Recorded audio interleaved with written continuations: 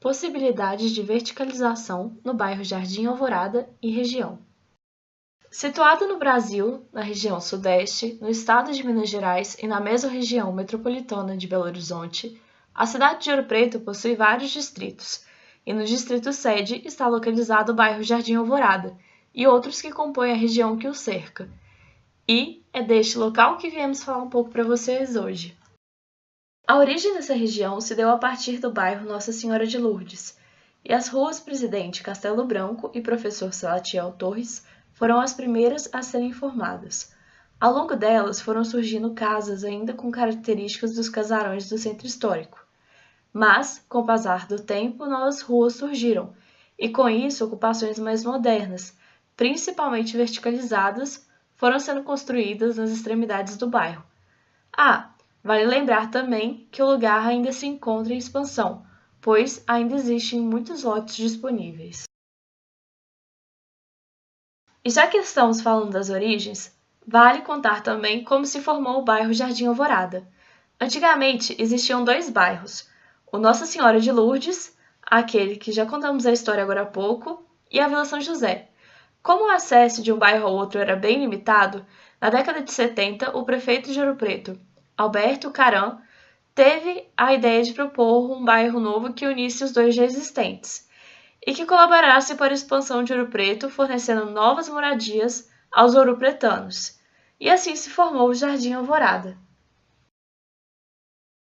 Depois de dar uma olhada no mapa de risco, observamos que a maior parte da região se encontra em uma área de risco baixo. Portanto, o Jardim Alvorada se encontra numa área de maior segurança na sua ocupação. Agora é hora de falar um pouquinho sobre as leis que regem essa região. De acordo com o Plano Diretor de Ouro Preto, estamos falando de uma zona de adensamento 1. Mas o que isso significa? Bom, isso quer dizer que lá podemos construir até 60% do terreno, aproveitando 1,5% do total. A área verde é de 20%. O instrumento que controla o nível de adensamento é a cota de terreno por unidade habitacional, que no nosso bairro é de 40 metros quadrados por unidade.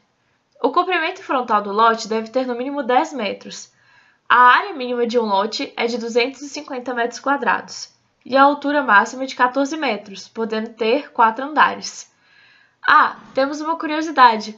O local antigamente era conhecido como Areião, devido ao seu terreno ser bastante arenoso. Nessa região, temos uma área muito curiosa. É uma planície que pertenceu a uma antiga fábrica de alumínio que possuía muitos lotes na região. Devido ao despejo de rejeitos, essa área não pode ser utilizada. Críticas à legislação. Edificações podem ser construídas sem afastamentos laterais, com até 6 metros de altura na divisa.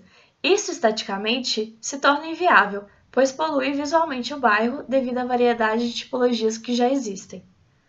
Pé direito mínimo de 2,40 metros para garagens, estacionamentos, instalações sanitárias, corredores, passagens e mezaninos.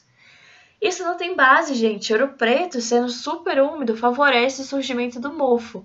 Um pé direito mais alto possibilitaria uma melhor ventilação e iluminação no ambiente.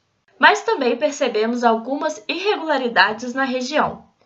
Escadas, árvores, jardins, postes e entulhos no passeio dificultam a passagem de pedestres.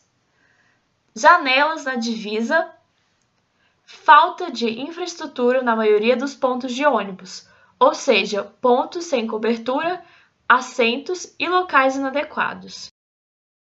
Sim, gente, nesta região, o custo de lotes e casas, tanto para compra quanto aluguel, pode-se dizer que é elevado considerando os demais bairros de Ouro Preto, como Água Limpa ou Rosário. Por ainda se estar em ritmo e capacidade de expansão, a procura por lotes nessa região é alta.